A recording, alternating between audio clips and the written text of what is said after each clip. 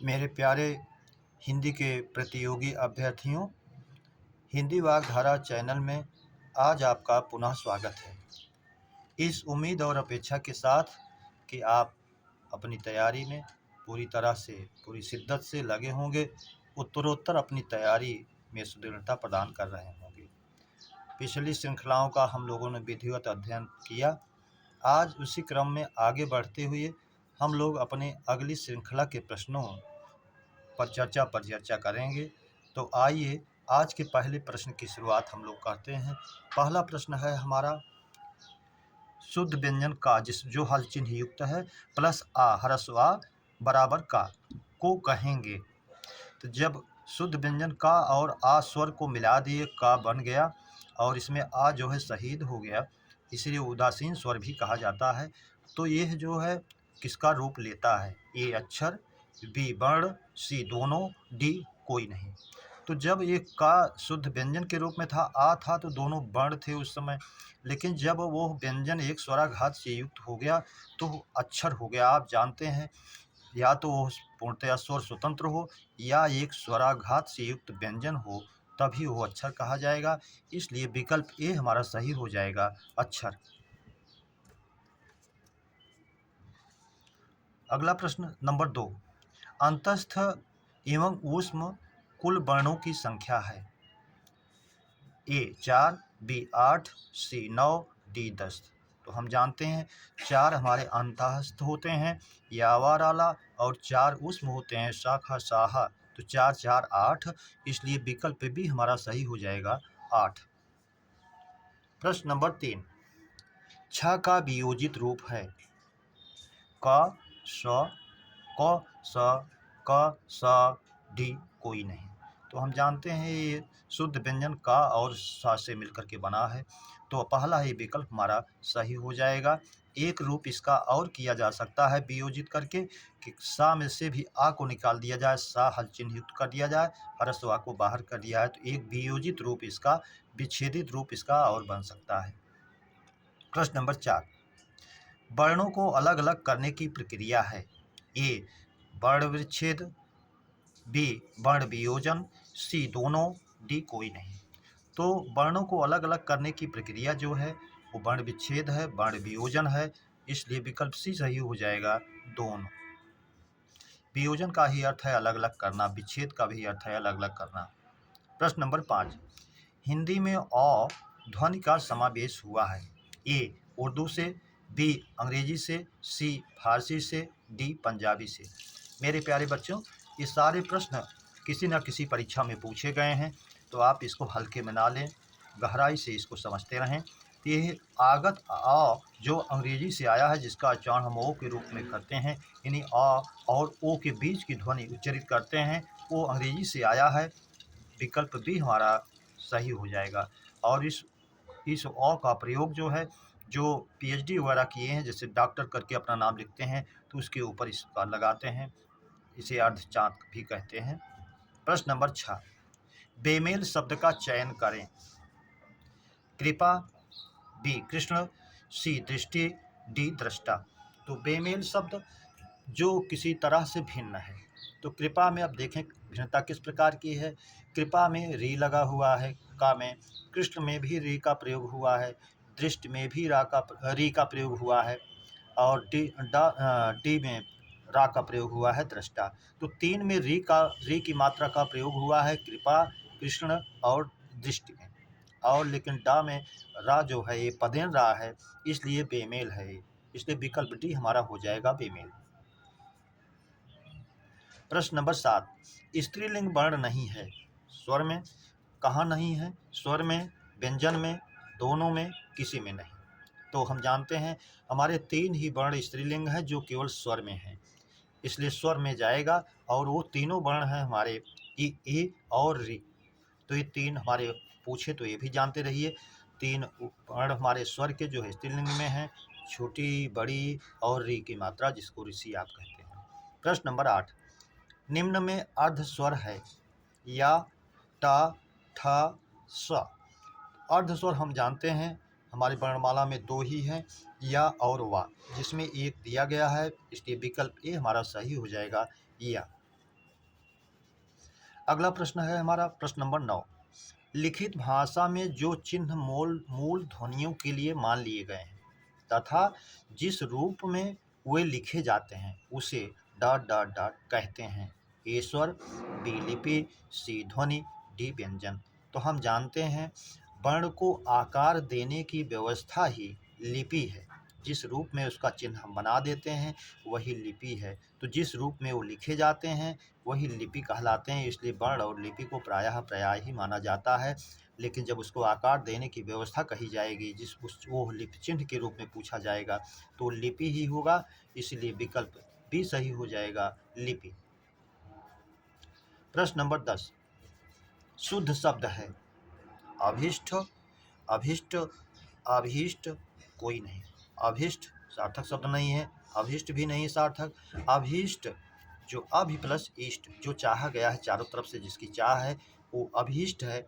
इसलिए सार्थक शब्द हुआ विकल्प सी हमारा सही हो जाएगा, अभीष्ट। प्रश्न नंबर 11। शुद्ध शब्द है ए इष्ट, बी इष्ट, सी अभ्यस्त, डी तत्व।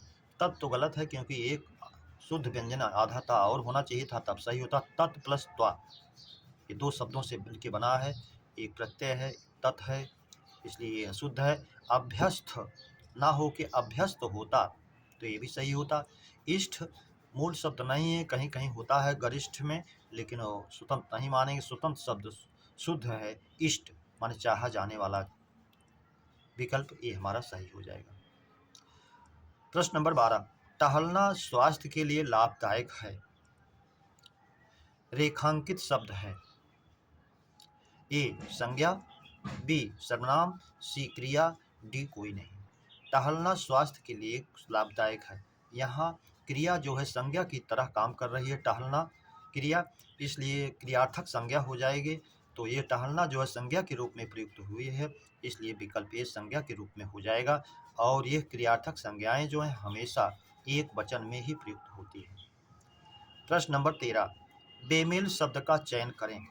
कड़वाहट, आनंद, आवश्यकता, डी सुंदर। ये भी पूछे गए सब प्रश्न हैं परीक्षाओं में किसी न किसी रूप में। कड़वाहट आहट प्रत्यय है, कड़ुआ प्लस आहट। बी आनंद, नंद प्रसन्नता, खुशी, आ उपसर्ग लग गया जो उससे परिपूर्ण है, आनंद। आवश्यकता आवश्यक से आवश्यकता बनी, जरूरत बनी जिसमें आवश्यकता का भाव हो। तो कड़ुआ होने का भाव हो, प्रसन्न होने का भाव हो, आवश्यकता का भाव हो, तो तीनों भाववाचक संज्ञा बन गए, इसलिए एक मेल में हो गए और सजाती हो गई। डी सुंदर ये पूरी तरह से विशेषण है, इसलिए ये बेमेल है। विकल्प डी हमारा सही हो जाएगा। प्रश्न नंबर 14। चिड़िया आकाश में उड़ रही हैं, उड़ रही हैं। तो चिड़िया है तो बहुवचन होना चाहिए। चिड़िया आकाश में उड़ रही हैं। तो उड़ रही हैं ये किस क्रिया किस प्रकार की है। अकर्मक, सकर्मक, एक कर्मक, द्विकर्मक। तो यहाँ स्वाभाविक कार्य है चिड़िया का उड़ना। जो स्वाभाविक क्रियाएं करने वाले हैं जैसे मछलियों का तैरना, चिड़ियों का उड़ना, तो ये प्रायः अकर्मक होती हैं क्रियाएं, तो इसलिए अकर्मक में जाएगा विकल्प ए। प्रश्न नंबर 15। आपसे अरसे बाद मुलाकात हो रही है, किस प्रकार के क्रिया विशेषण का प्रयोग है। ए कालवाचक, बी स्थानवाचक, सी परिमाणवाचक, डी रीतिवाचक क्रिया विशेषण। तो यहाँ अरसे बाद यानी बहुत दिनों के बाद मुलाकात हो रही है, समय को इंगित कर रहा है, इसीलिए कालवाचक क्रिया विशेषण होगा। ये विकल्प ए हमारा सही हो जाएगा। प्रश्न नंबर 16। तारे आकाश में चमक रहे हैं में क्रिया विशेषण है। ए कालवाचक, बी स्थानवाचक, सी परिमाणवाचक, डी रीतिवाचक। तो तारे आकाश में कहाँ चमक रहे हैं, आकाश में, स्थान की ओर संकेत कर रहे हैं, इंगित कर रहे हैं, इसलिए विकल्प बी हमारा सही हो जाएगा, स्थानवाचक। प्रश्न नंबर 17। कौन सा शब्द सदा एक वचन में प्रयुक्त होता है। ए कक्षा, बी प्राण, सी आंसू, डी प्रत्येक। तो हम जानते हैं कक्षा, प्राण, आंसू, लोग, दर्शन, केस, बाल, समाचार पत्र, होश, हस्ताक्षर, ये प्रायः बहुवचन में प्रयुक्त होते हैं।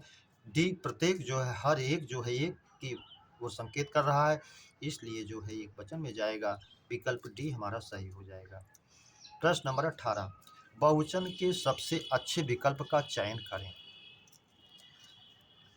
विकल्प ए सड़कें, विकल्प बी सड़कें, विकल्प सी सड़कों, विकल्प डी सड़कों। तो पहले हम निर्विभक्तिक बहुवचन को ही सबसे उपयुक्त मानते हैं, इसलिए विकल्प ए को ही चुनेंगे, सड़कें। सड़क का सड़कें, सड़कों तब होता जब कारक में होता, उसको हम द्वितीय वरीयता हमेशा देंगे। और जैसे वह सड़कों पर सड़कों का निर्माण हो रहा है, तो वहाँ तो हम तिर्यक बहुवचन में मानेंगे, लेकिन मूल रूप से पहले हमें मिल रहा है निर्विभक्ति, जिसमें विभक्त नहीं है, जो वाक्य में प्रयुक्त नहीं हुआ है, तो सबसे पहले सबसे अच्छा बहुवचन हम उसी को मानेंगे।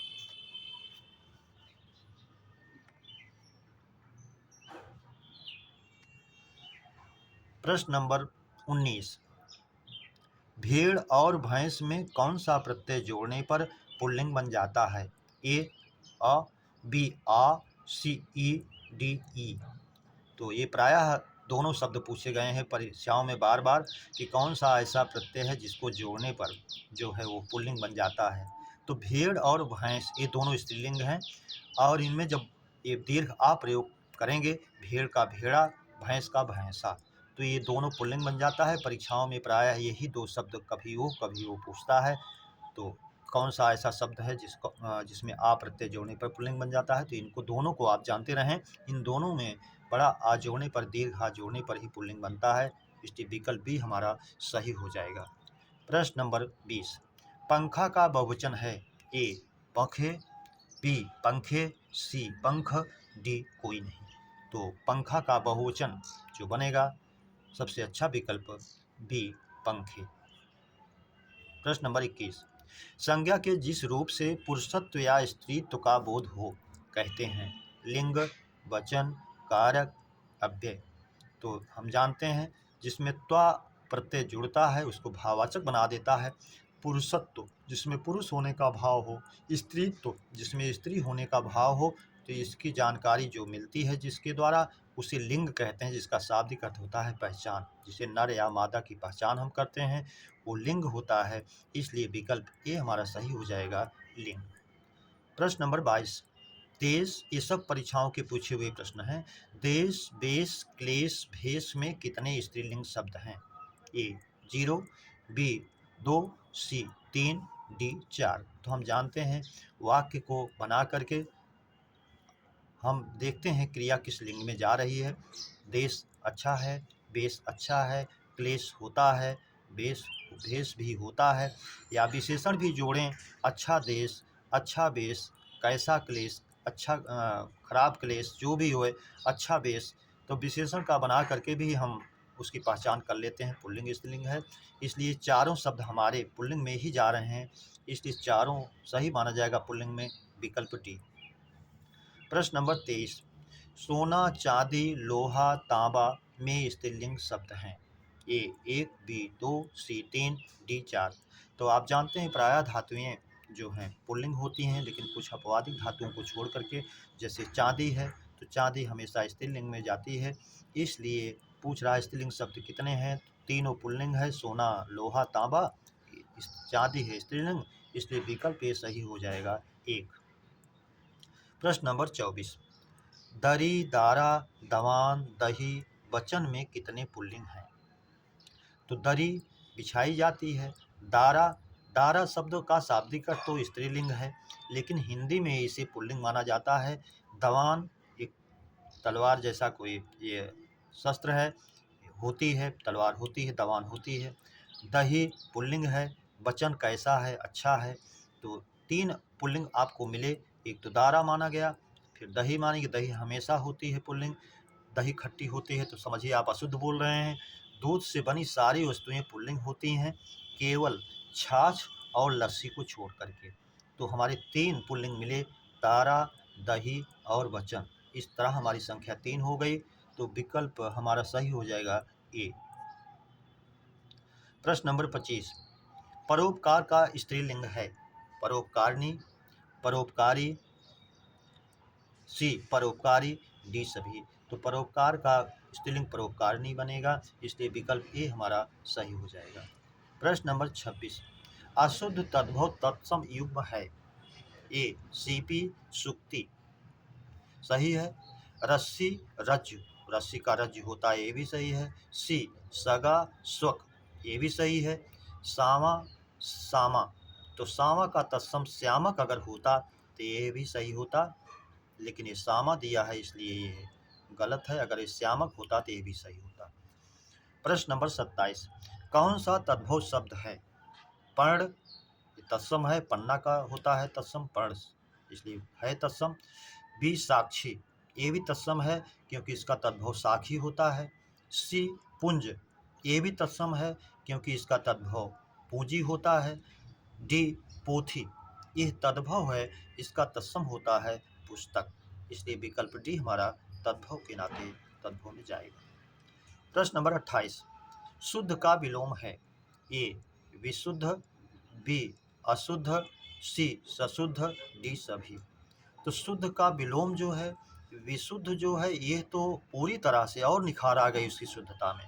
तो शुद्ध और विशुद्ध दोनों तो पर्याय हैं, इसलिए विकल्प भी अशुद्ध होगा सही, विकल्प बी हमारा सही हो जाएगा। प्रश्न नंबर 29, अशुद्ध तद्भव तत्सम युग्म है। ए अवर प्रवर, तो ये तो शुद्ध है। अवर माने जूनियर, प्रवर माने सीनियर। जैसे आप कहते हैं अवर अभियंता, प्रवर अभियंता, जूनियर अभियंता, सीनियर अभियंता। बी आदर्श यथार्थ, आदर्श का विलोम यथार्थ होता है, ये भी पूरी तरह सही है, लेकिन आपको बड़ा भ्रामक लगेगा कि कैसे आदर्श और यथार्थ को माने।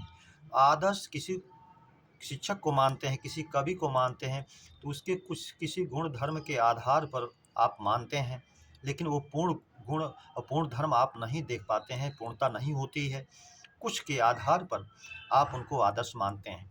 लेकिन यथार्थ में जो पूरी तरह से हो, संपन्न हो, जो यथार्थ हो, जो वैज्ञानिक हो, जो एकदम पूर्ण हो, उसको ही यथार्थ कहेंगे। इसमें आदर्श में पूर्णत्व तो नहीं होता है और यथार्थ में पूर्णत्व होता है, इसलिए आदर्श का विलोम यथार्थ होना चाहिए और होता है। सी रित का विलोम अनरित, रित माने सत्य, अनरित माने झूठ, यह भी है विलोम है। डी बाह्य का ग्राह्य, तो बाह्य माने होता है बाहरी, अगर इसका आंतरिक होता तो ये भी सही होता, लेकिन ग्राह्य दिया है ग्रहण करने योग्य, और इसका विलोम बनता है त्याज्य। तो बाह्य का आंतरिक, ग्राह्य का त्याज्य, जिसमें ग्रह प्लस या प्रत्यय लगा है, त्यज प्लस या लगता तो बनता बाह्य में। ये भी जो है जिसका संबंध बाहर से हो, आंतरिक जिसका संबंध अंदर से हो, इसलिए यही विकल्प डी हमारा अशुद्ध हो जाएगा। प्रश्न नंबर 30, अधूत अवधूत समश्रुत भिन्नार्थक शब्द का अर्थ है।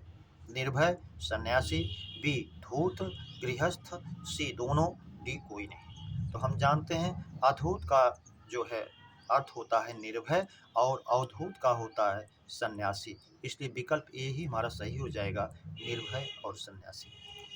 प्रश्न नंबर 31, उपला उपल उत्पल समश्रुत भिन्नार्थक शब्द का अर्थ है। ओला, कमल, उपला, उच्च, सी दोनों, डी कोई नहीं।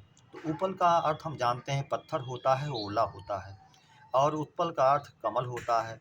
ओला और कमल दिया है, इसलिए विकल्प ए हमारा सही हो जाएगा। प्रश्न नंबर 32, शुद्ध वर्तनी का शब्द है। ए ज्योत्सना, ये अशुद्ध है। ए अगर आधा ता आधा सा होता तो शुद्ध होता, जिसका अर्थ होता है चांदनी, और ये ज्योत्सना अगर शुद्ध होता तो जुनाही का तत्सम होता। बी अनुसंगिक, ये भी अशुद्ध शब्द है, अनुसंग में एक जोड़ने पर आनुषंगिक बनता है, और ये सा जो है ये मूर्धन्य बनता है, तब ये शुद्ध होता। जाह्नवी, जाह्नवी भी अशुद्ध है, प्रायः माना जाता है भगीरथ जी के पीछे गंगा की चल रही थी और जह्न ऋषि के आश्रम को बहा दी। जह्न ऋषि क्रोध में उनको पी गए, बाद में प्रार्थना करने के बाद कान से निकाल दिए, तो गंगा जी उनकी बेटी हो गई, जह्न ऋषि की बेटी हो गई, तो उनका शुद्ध शब्द बनता है जाह्नवी। अगर जाह्नवी होता तो शुद्ध होता, जो गंगा जी का पर्यायवाची है, इसलिए ये भी अशुद्ध है।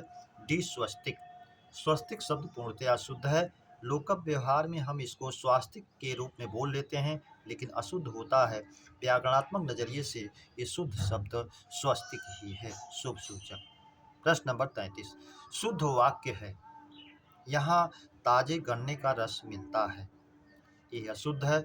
अगर होता यहाँ गन्ने का ताजा रस मिलता है तो वाक्य शुद्ध होता। प्रश्न नंबर बी, विकल्प नंबर बी, आप केवल मात्र 10 रुपये दीजिए। आप इसमें देखिए एक ही निपात का प्रयोग दो प्रकार से किया गया है। एक ही वाक्य में दो निपात, केवल और मात्र, जबकि दोनों में से एक का प्रयोग होना चाहिए। अगर होता आप केवल 10 रुपये दीजिए या आप मात्र 10 रुपये दीजिए तो वाक्य ये भी शुद्ध होता। प्रश्न नंबर सी, कुछ ही समय बाद वे वापस लौट आए। इसमें भी प्रयोग की दोष है, एक शब्द के प्रयोग दो बार किया गया है। वापस और लौट दोनों में से एक होना चाहिए था, तो ये भी वाक्य शुद्ध होता। प्रश्न नंबर डी, उसने मुक्त कंठ गीत गाया। मुक्त कंठ गीत गाया, वाक्य पूरी तरह से शुद्ध है। अशुद्ध रूप कभी कभी दे देता है, उसने मुक्त कंठ से गीत गाया, तो से लग करके परसर्ग अशुद्ध हो जाता है। इसलिए मुक्त कंठ और मुक्त हस्त के साथ कभी भी से का प्रयोग नहीं करते हैं। विकल्प डी हमारा सही हो जाएगा, यह वाक्य शुद्ध है। प्रश्न नंबर 24, भुजंग का स्त्रीलिंग है। ए भुजंगी, बी भुजंगिनी, सी भुजगे, डी भुजगा।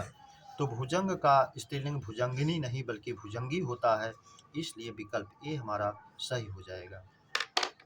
मेरे प्यारे बच्चों, इस श्रृंखला के प्रश्नों की विधिवत चर्चा पर चर्चा हम लोगों ने किया।